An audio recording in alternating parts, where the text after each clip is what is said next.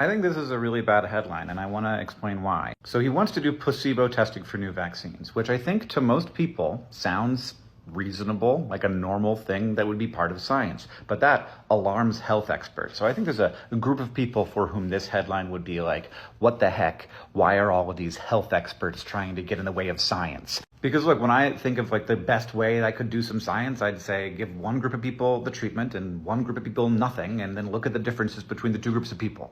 That seems pretty straightforward. But while I was getting treatment for cancer, there were a bunch of people who had my same cancer who were getting a new treatment. They were getting a new drug that is actually now going to be the standard of care that I would get if I got cancer now, but didn't back then because it was new and it was still being tested. And when they were testing this new treatment, they gave one group of people the new treatment and they gave the other group of people, are you seeing it? They didn't give them nothing. They gave them the same stuff that I got. If you give one group of people the treatment and one group of people nothing, that's a problem for two reasons. One, because cancer is running rampant in their bodies uncontrolled, and we have an existing treatment for it, and they are going to die sooner.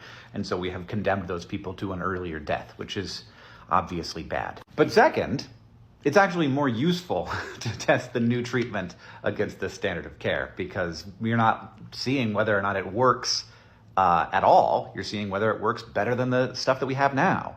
And it's in many ways better to stick with the stuff that we have now because we understand it better. So it has to be substantially better than the stuff we have now in order to move to a new treatment, which it turns out nivolumab is. So A+ to all people who get Hodgkin's in the future. So I asked on Threads, do you feel like you have a good understanding of why it's unethical to do a placebo-controlled trial of the measles vaccine? And about, I'd say 30% of people, if you take out this show results group, said that they actually don't have a great, they trust the experts. And that's actually the correct answer here because a lot of people said yes, and then I had them email me their explanations, and all those explanations were kind of halfway there. But here's the best answer. It is unethical to knowingly expose patients to risk when proven treatments exist.